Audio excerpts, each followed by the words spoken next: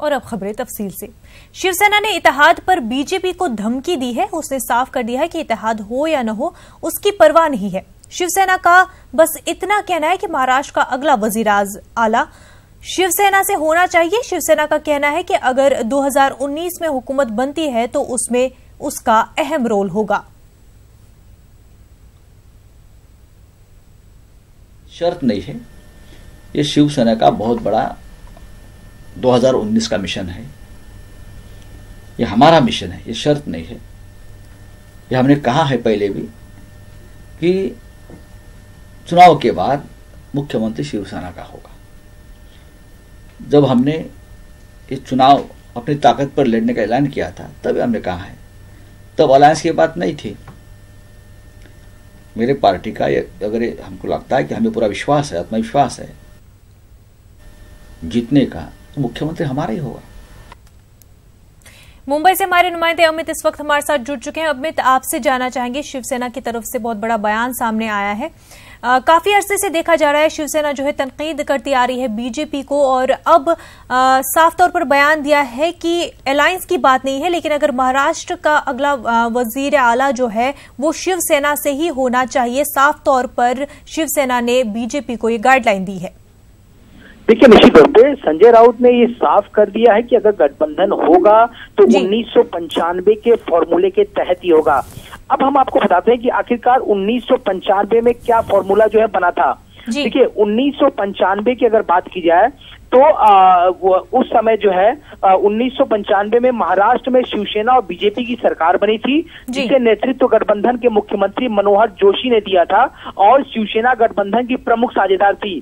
तो अगर शिवसेना की तरफ से 1995 वाले मॉडल की बात जो हो रही है, उसमें डिमांड क्या क्या हो सकती है, जो हमारे सूत्र बता रहे हैं कि उस मॉडल के हिसाब से शिवसेना की पहली मांग ये होगी कि फडणवीस की सरकार भंग कर दी जाए और महाराष्ट्र में विधानसभा चुनाव लोकसभा चुनाव के साथ ही कराए जाएं।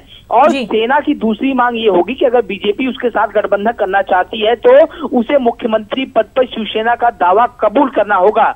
इसके लिए वो 288 सीटों वाली विधानसभा में लगभग 150 सीटें और लोकसभा चुनाव के लिए महाराष्ट्र की कुल 48 सीटों में से 25 से 26 सीटें मांग सकती है। यानी शिवसेना ने साफ तौर पे कह दिया है कि अगर गठबंधन करना है तो शिवसेना को बड़ा भाई मानना होगा, क्योंकि 2019 के चुनाव में शिवसेना की एक बहुत महत्वपूर्ण भूमिका होगी और बिना शिवसेना के बीजेपी जो है महाराष्ट्र में अपनी सत्ता स्थापित नहीं कर सकती।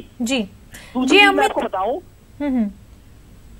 चीज मैं आपको बताऊं कि कुछ ही दिन पहले यानी शनिवार को जो है महाराष्ट्र के मुख्यमंत्री फडणवीस और राज्य के जो अध्यक्ष हैं राव साहब दानवे ने ये साफ किया था कि बीजेपी महाराष्ट्र में अपने बूते लोकसभा की 43 सीटें जीत लेगी। लेकिन 2 दिन पहले जो हमारे सूत्र बता रहे हैं कि बीजेपी और शिवसेना के आला नेताओं के बीच फोन पे बातचीत हुई है और शिवसेना ने साफ कर दिया है कि अगर इस गठबंधन को आगे रखना है, गठबंधन बनाना है, तो शिवसेना को बड़ा भाई मानना होगा। 1995 के फॉर्मूले के तहत ही आगे बढ़ना होगा।